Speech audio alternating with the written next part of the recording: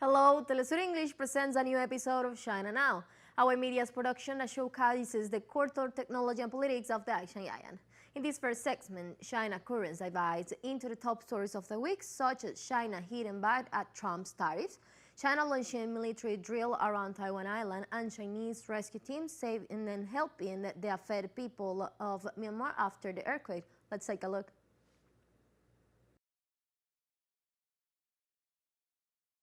China Currents is a weekly news talk show from China to the world.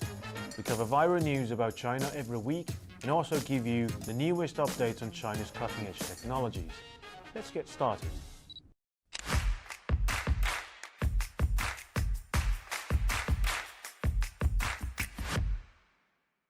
Welcome to China Currents, your weekly news report on the latest developments in China. I'm Mimi, and in this episode, China hits back at Trump's tariffs. China launches military drill around Taiwan Island. Chinese rescue teams achieved a miracle in Myanmar. First, China's turn in Trump's tariff war. On April 2nd, Trump announced a 34% tariff hike on Chinese goods.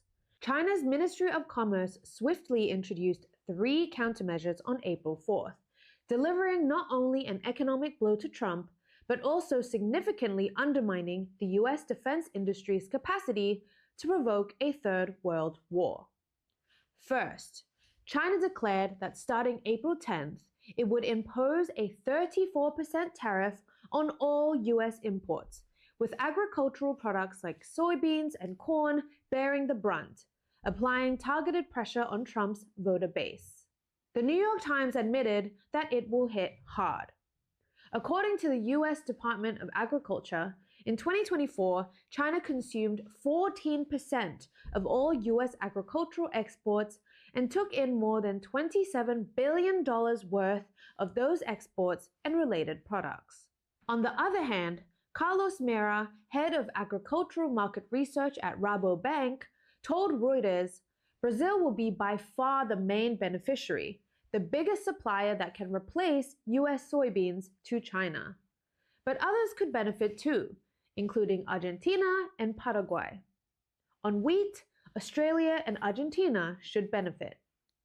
Second, China announced export controls on 7 rare earth minerals and their compounds, directly exposing weaknesses in US defense and technology supply chains. Taking samarium as an example, its primary commercial use is in manufacturing samarium cobalt magnets, which are critical materials for high-performance motors and precision gyroscopes, essential to satellite and missile production. Reuters highlighted that China accounts for roughly 90% of global rare earth supplies, causing concerns among US aerospace manufacturers like Lockheed Martin, producer of the F-35 fighter jets.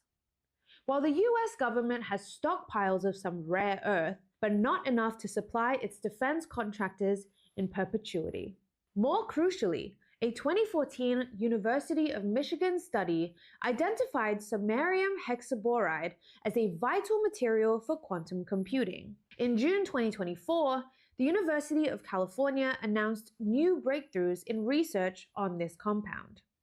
However, the ripple effects of Trump's tariffs have cast uncertainty over the commercializing of such technologies in the US. And third, China's Ministry of Commerce added 11 US entities to its unreliable entities list, banning trade and investment activities with Chinese firms. Drone XL analysis revealed these 11 companies are the backbone of America's $9.2 billion drone industry.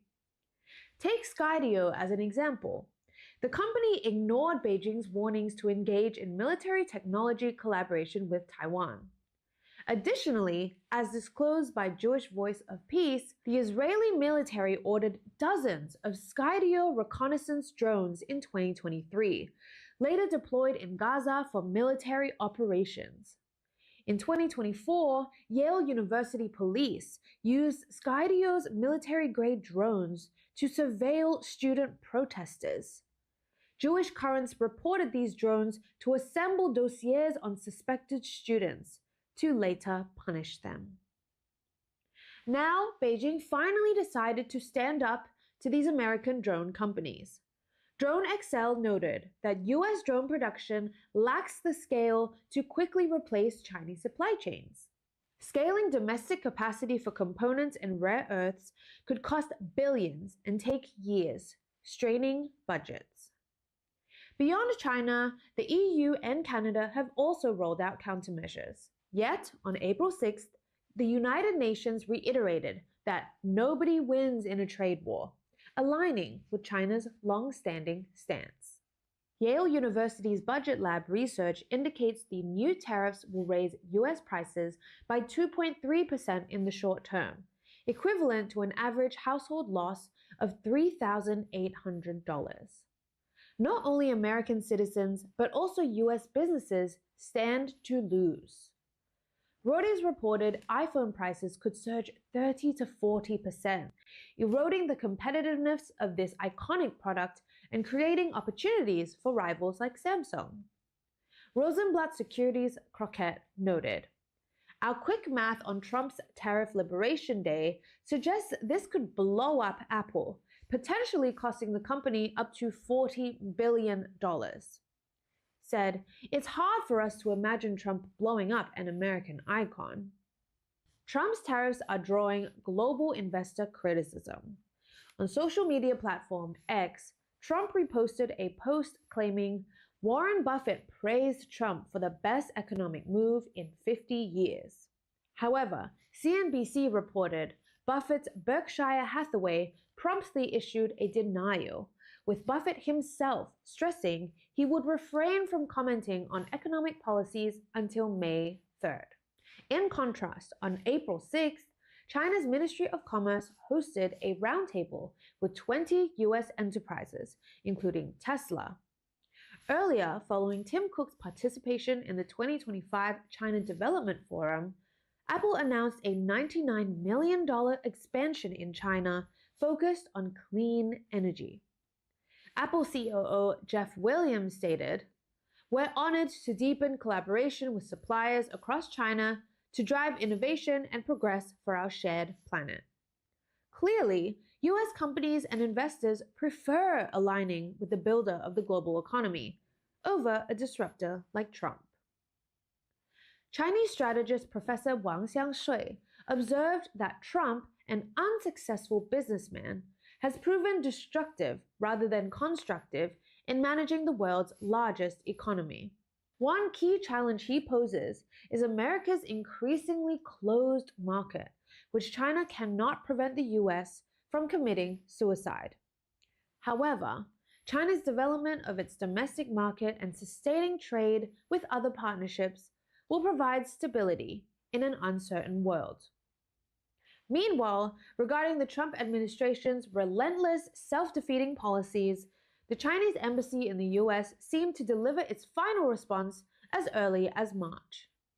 If war is what the US wants, be it a tariff war, a trade war, or any other type of war, we are ready to fight till the end.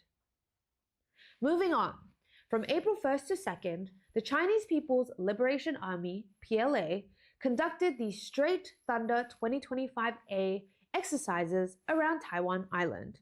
The US State Department criticized the drills, stating they would exacerbate tensions and undermine cross-strait peace and stability. However, Chinese media outlet Guancha argued that the exercises are conducive to regional stability. In 2022, following Nancy Pelosi's irresponsible behavior, the PLA conducted rapid landing drills as a warning. But by 2024, the Joint Sword series began shifting focus, placing more emphasis on the Navy's blockade capabilities alongside amphibious landing operations. In the latest Straight Thunder 2025A exercise, landing operations were further downplayed, while training increasingly focused on the sustained control of air and sea domains, and on coordination between the Navy and Marine Police to implement a regular maritime blockade. This evolving approach reflects a strategic shift. As reunification by force becomes a less daunting prospect for Beijing, a prolonged blockade is seen as a more cost-effective means of helping Taiwan separatists to recognize reality. One example lies in energy security, a key vulnerability for Taiwan. Taiwan separatists often claim the island maintains 4 to 5 months of strategic oil reserves and can hold out until US forces arrive. However, as Guancha points out, Taiwan's energy self-sufficiency is extremely low, with over 97% of its coal, oil, and natural gas imported by sea. During the Joint Sword 2024B exercise in May 2024, foreign LNG carriers avoided the PLA's drill zones, resulting in 3 consecutive days without LNG deliveries and reducing the island's natural gas reserves to just 1 week. Similarly, during the recent exercises, the Taida 2 LNG ship was unable to enter port due to live fire drills. On April 3rd, Taiwan's United News outlet acknowledged that the mainland had exploited Taiwan's energy vulnerability.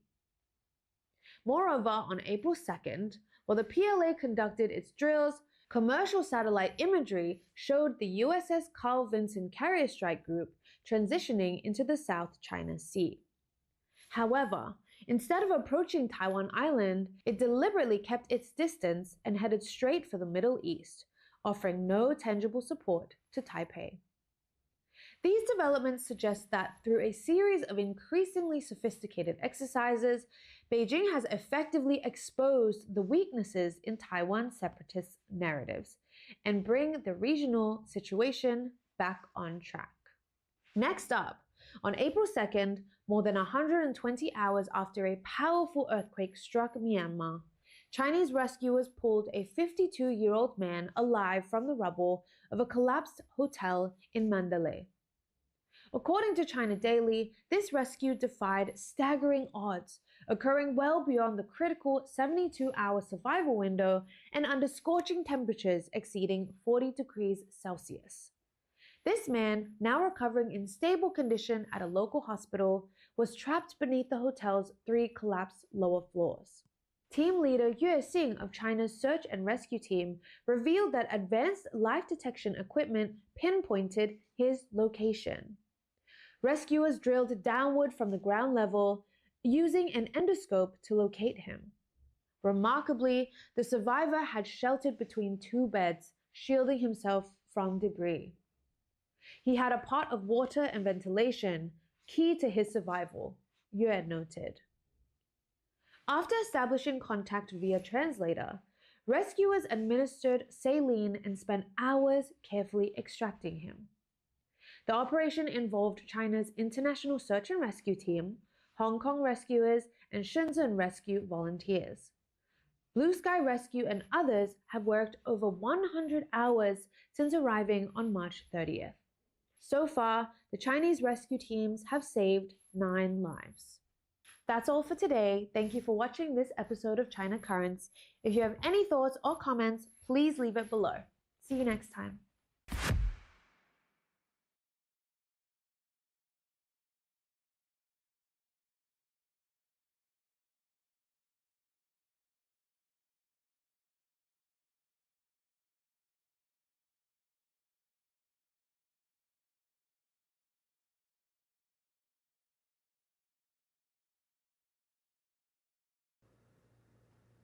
We have a short break, but don't go away because we'll be right back.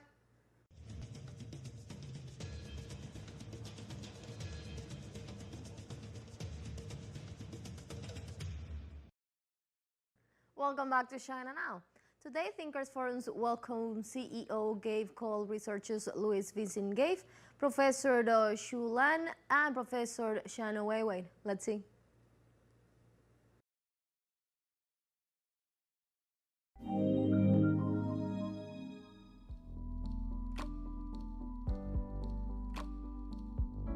Trump this time around is very different from Trump the first time around. Trump the first time around was always tweeting about the stock market and talking about the stock market all the time. Trump this time around has a much bigger challenge on his hand because few people realize this. Few people even remember But 5 years ago when COVID hit, and it was pretty much exactly 5 years ago, but 5 years ago when COVID hit, US corporates went out and borrowed a lot of money because all of a sudden interest rates were at zero. So they all issued record amounts of debt. They all issued tons and tons of corporate debt. Now, most corporate debt in the United States is 5 years. So they all have to essentially roll over the debt over the next second half of this year, first half of next year.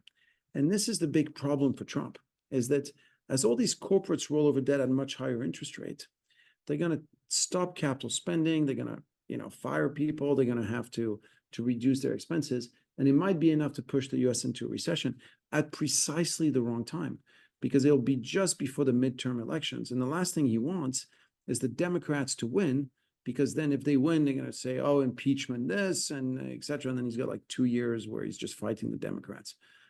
So I think if you're Trump, your main goal today is I need to get the interest rate down, because otherwise the corporates can't roll over their debt. So he's doing everything he can to cut interest rates, which means reduce government spending, arm twist foreign governments into buying long-dated bonds, and talk down the growth. So, the policy right now in the United States is pointing towards lower bond yields. If you get lower bond yields, you also get a lower US dollar. Now, against that, the third policy, the third leg of the stool for Trump is he wants to get lower energy prices. And I think that's why he was very keen to throw Ukraine under the bus, because essentially he wants Russia to start, basically producing more oil again. Pre-Ukraine war, Russia was producing roughly 10.5 million barrels per day. Now it's producing 9 million barrels per day. Russia needs to have Halliburton, Schlumberger, and other Western oil service companies to upgrade their equipment to go back to producing a lot. So the Trump policy is very simple. They want lower interest rates, lower dollar, lower oil. Doesn't mean they'll get it, but that's what they're trying to do. Now, so it's no longer about trying to drive the stock market up. These are the three goals. So that the tariffs seem contradictory with that goal. So here the big question is, are the tariff a goal in themselves, or are they a tool to get something else?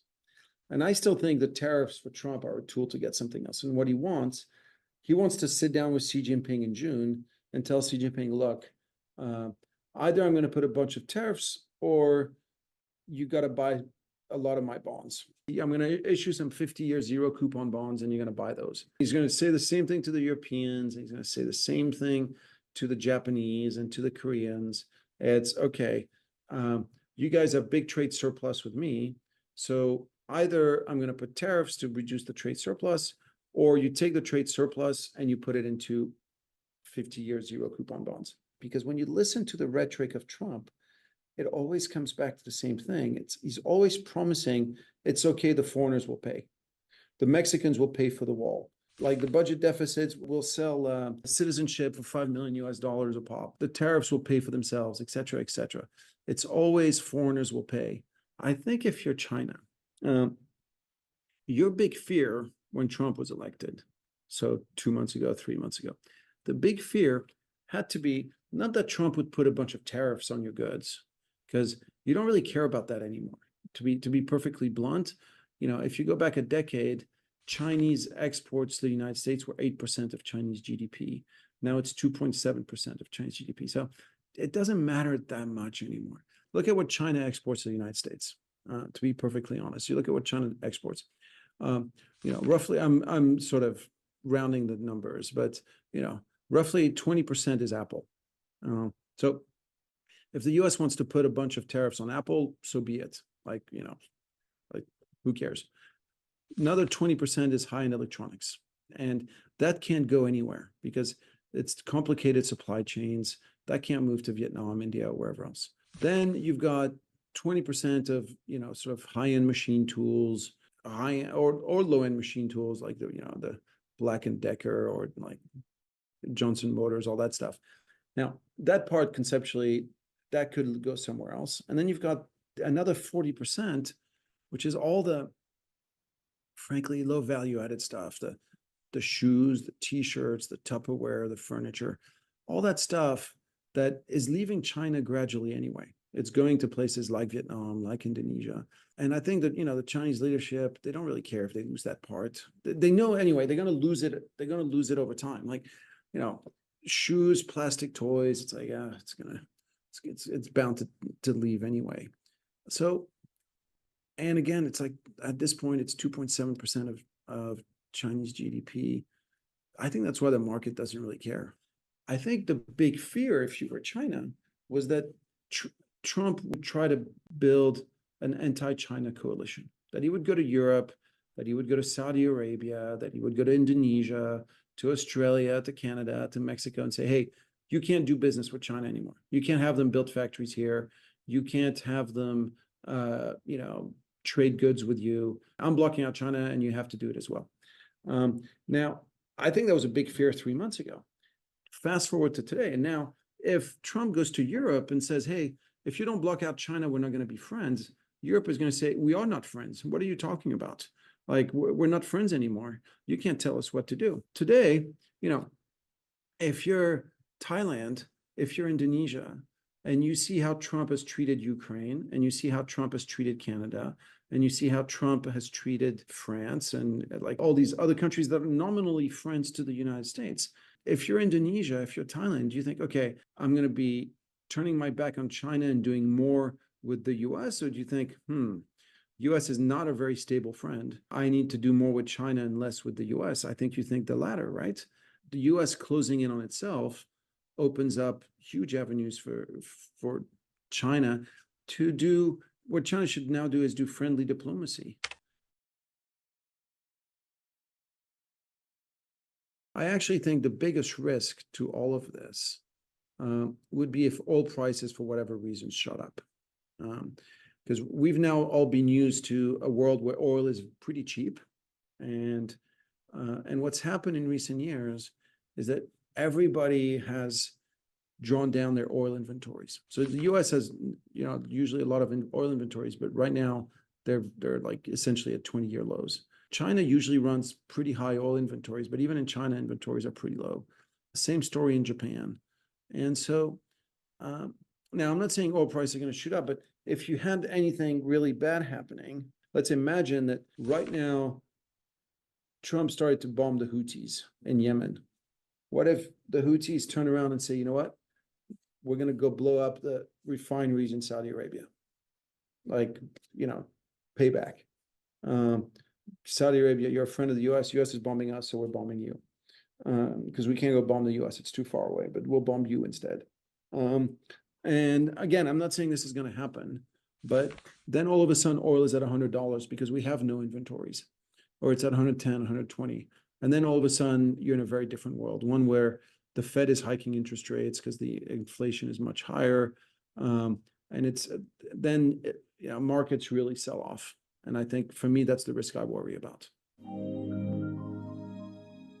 I think Chinese regulations was adaptive, more context-dependent, specific, as compared to the European regulation, where actually you have a much umbrella, more broader regulations. But I think certainly in terms of comparing with their U.S. counterpart, probably our Chinese companies probably say they have much more regulations under them for the use.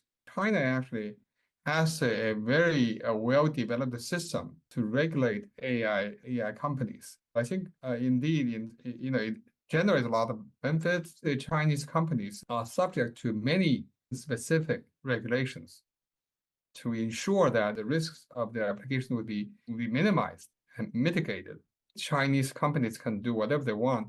If they may see that at the initial stage, indeed, for example, facial recognition was used somewhat widely, but now we see there's a much more limitations on the use of that. Facial recognition is used is in many cases there's a Chinese context actually provides actually more benefits of using, say, those technology. For example, if you think about very crowded train station, if you want to get through high volume passing through, And there, I think that actually facial recognition could be better than human checks.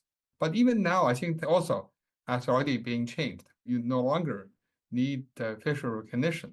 So I think, first of all, I think there's indeed some use, and then you have more new regulations and that limit certain use that now being viewed as pervasive and make collecting data that people may not feel comfortable. So I think there's some adaptive evolution of Chinese regulations on the AI use. I think that both the government and the industry have a very clear sense, particularly the big companies. The real challenge is how to prevent so-called the AGI that's out of human control. So that is something that indeed Chinese academia have talked a lot about, and also government policy also have talked a lot about, and also now you have a lot of the industrial so-called commitments that's provided by industrial associations.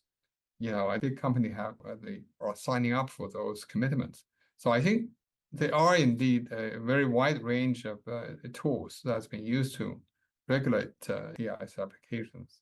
I've been trying to advocate for agile governance. I think the agile governance is really referring to the situation that technology moves very fast. As we see that almost like every day or every week, you see some new model, new progress is being made in AI. So technology moves very fast. However, I think for people who knows anything about the government, about regulations, about those things, that moves very, very slow. I mean, you have to first understand the situation and you draft something and to go through various consultation and then to debate and then so that takes years. So by the time you came up with something, the technology has already moved. You're always playing this chasing game. So I think that's the challenge for something like AI. It's that's the situation we face. And the other thing is also because AI development is a new territory. When, for example, people are concerned about the AGI out of control, but nobody knows when that will happen, right? You wanted to explore, to push for the big model for AGI, but at the same time, at what point that becomes dangerous? So we've already, been trying to, I work with some people, technical people, and so I think defining some sort of red lines, but still, it's not easy. And so the first thing that we, after recognizing this limitations, we have to change our mindset of having this comprehensive, very covering everything, and to make sure that this not miss anything. We really have to tolerate incomplete kind of governance measures. So maybe we focus on this part. Maybe we're missing some other part, but let's go ahead. Try to get this out so that actually would provide some guidance to the industry. So I think that's probably the first thing. So you have to abandon the idea that you wanted to have a very complete set of the rules to cover everything so that nobody can make any mistakes. That's probably going to be very hard. The second thing is that related to this, it's the kind of tools you use. You don't want to use those very harsh punishment because I think it's an evolving process. Could be mishaps in companies' innovation, in some wrongly headed applications and so on. So you want to give them a signal, but not necessarily to punish them so hard so that it's very hard to innovate. The kind of tools you use will be somewhat differently. And the third thing, I think, is the relationship between the regulators and those being regulated. In the past, I think that the regulator is like a cat. Those being regulated is sort of like a mouse. The mouse is always trying to find wiggle, trying to find where are the holes so that I can sort of pass through. The regulator like a cat. Okay, we're going to catch this mouse. If you're in that kind of a mindset, then it'd be very hard for the proper governance of the technology. The companies and the regulators, they need to have a good communication. So the companies can say, okay, we're moving in this direction, and we don't know what kind of problem this might produce, but we have a hunch something might happen in this area. And the regulator can say, well, anything related to human lives and so on, that's a taboo. You can't do that. On the other hand, on some other things, that might be possible. So you want to convey what's the government concern, the degree of concerns, and then the company can say, okay, what are the potential risks? That communication, they can strike a balance of where they want to move the technology. And that's a win-win situation, because otherwise, that the company might move in directions that actually is really worrisome to government. So the government actually to put a very harsh ban on in that area, and so the entire area will no longer be able to develop it. So I think that communication is also crucial to jointly define what are the more safe areas to work on. Because I think the companies don't know when they move forward what are some of the potential risks. The government also don't know whether this is an area they can allow the company to move forward. So I think there's some kind of a uncharted territory that they really have to work together to say, okay, how we can balance the innovation and the risk. In the Chinese papers we published, we call this joint ignorance. We can say we are all learning. I think in terms of joint ignorance, I think it's from different countries also. I'm sure that there are indeed a lot of things that China is doing. I think people outside China do not know, vice versa. So I think though at least those are the three areas I think an agile governance approach might do better in this phase of the AI development, right? I mean, it's more use nudging rather than big stick. And by the way, I don't think we are going to have a totally consistent global governance on AI, because many of these AI applications are domestic, context specific. So I can imagine that there may be some applications in the European countries are governed in one way, in China another, and in US there's another. But at the same time, we also have some common risks that really, I think, threatens the existence of human beings. So those risks, and we have to work together. So we call that public good, AI safety as a global public good. I think it's those kind of risks, like the AI system out of control. I think we need to have global collaborations. Of course, we're also concerned about AI being used in the military and in the conflict situations. And there again, I think there's a need to be a global governing regime to make sure that indeed will not be put into those kind of situations. This is another thing I always like to use, and what I call the regime complex. I think for people who study global governance, and this is a term people use it very often, regime complex is referring to the situation that you have some critical issues of global governance. You are not short of regimes governing this issue, but you have too many. Many of these regimes they have some say on this, and they wanted to govern the data part, they want to govern the computing power, and so on. So you have many overlapping regimes. Some of them are contradicting with one another, and some other are overlapping, and so on. Unfortunately, these regimes, there's no hierarchical relationship. So you can't say my regime is on top of yours. So that's the challenging situation for AI governance. So I think we all agree that indeed UN system is still, we can say, for the huge major challenge that like the AI out of control should be, it should be the major platform. But at the same time, what kind of protocols to connect, say if we're going to develop a verifying system and a system to check about the safety of the system, you may want to have some other international body with more technical capabilities, such as ITU and others. And some people also say we may have to create another more technically competent agency. So I think that at the moment, certainly, I think it's something yet to be defined. And actually, we're working, I'm working with some international colleagues, and we're producing something for UN and to serve as an umbrella for global governance. At the moment, I think in terms of platform, we have UN and we have this AI Summit series started in UK and in Seoul and now in Paris. So I think that's another platform, and we have UNESCO and some other international. So we are not short of platform, but we to have more enforceable kind of mechanism to ensure the safety of AI.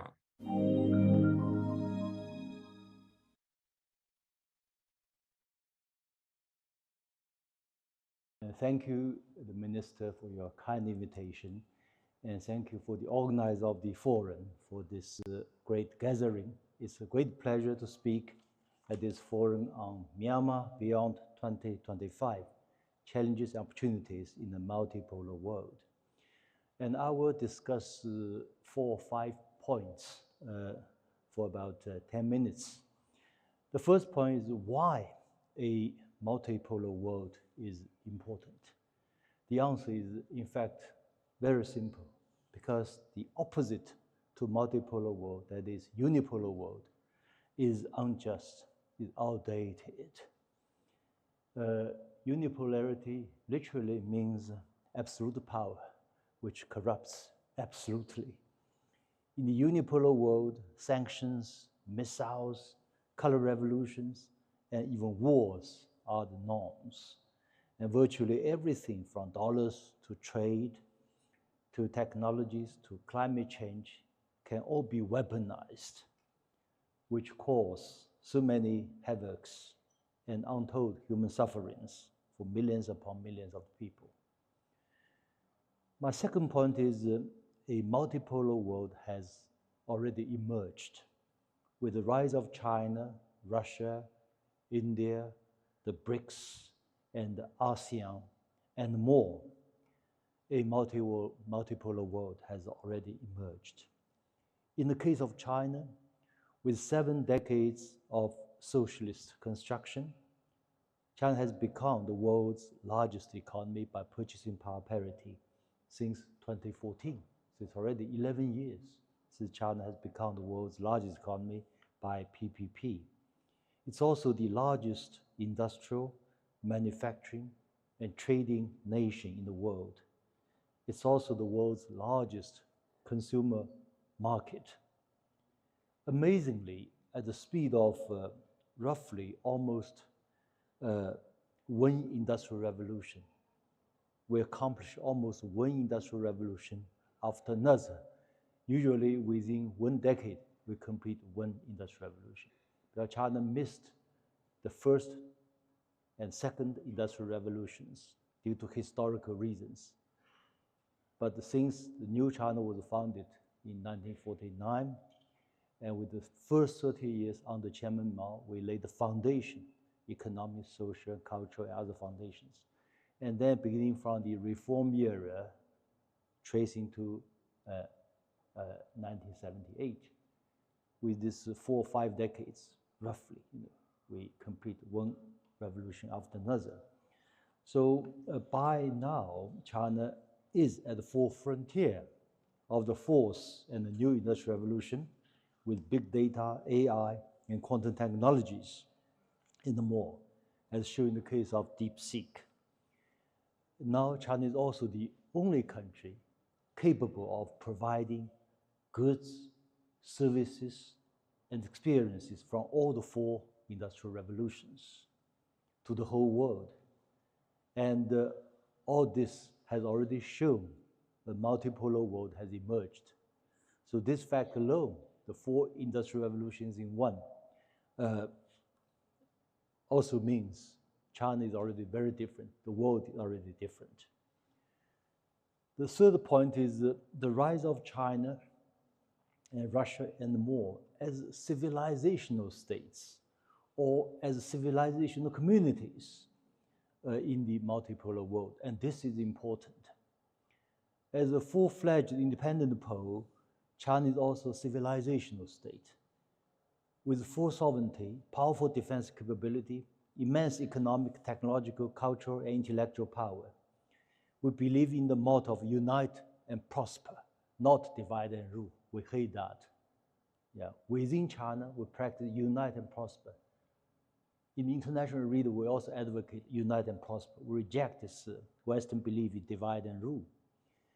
We embrace the idea of a shared future for mankind, not the American one. If you are not at the table, you are on the menu. Yeah. Likewise, despite the controversies over the Ukraine conflict, Russia's determined resolve to change the unipolar world is widely appreciated by the global South.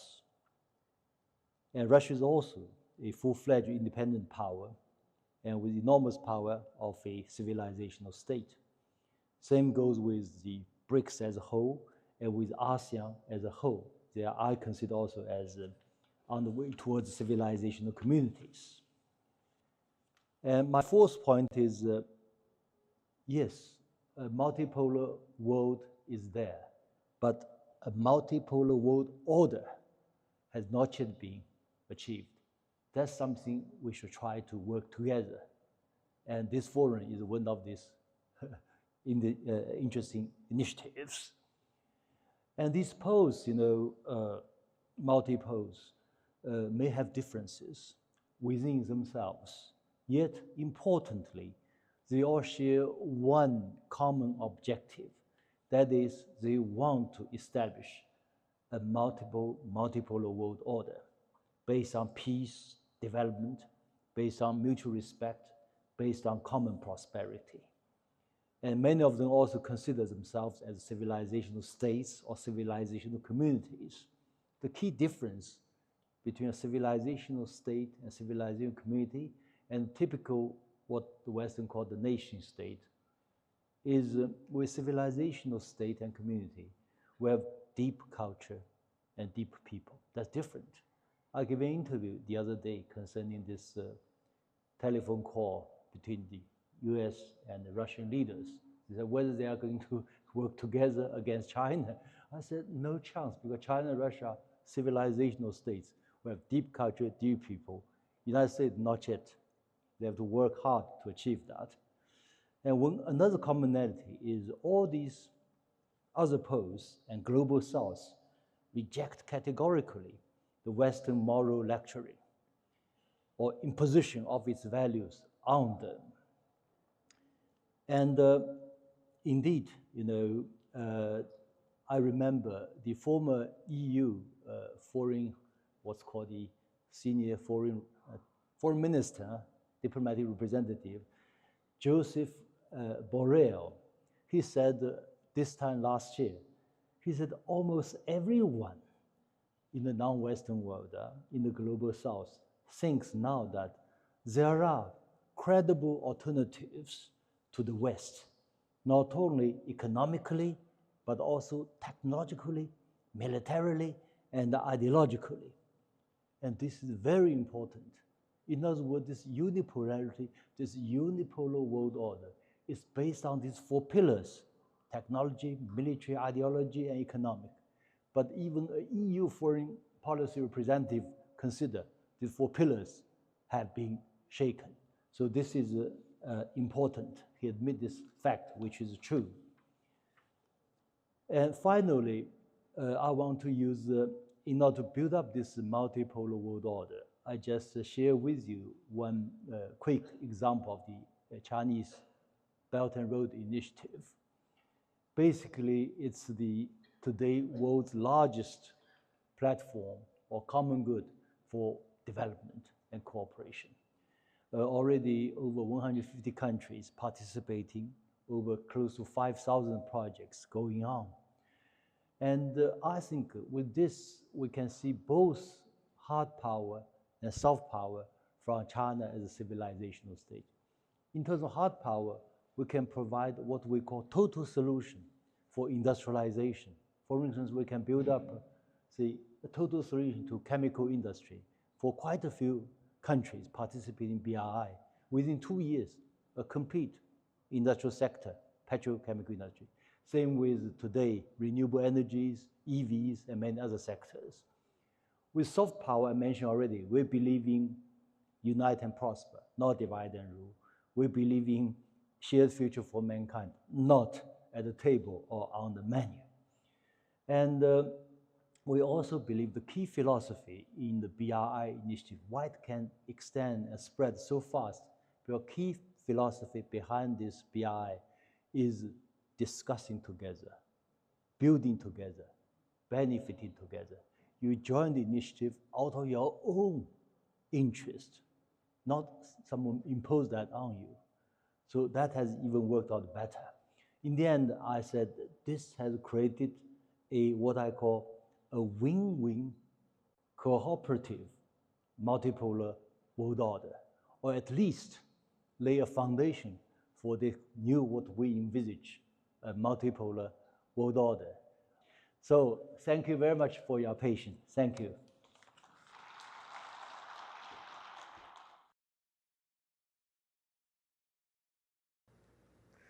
And this was another episode of China Now, a show that opens a window to the present and the future of the Asian Giant. Hope you enjoy it and see you next time.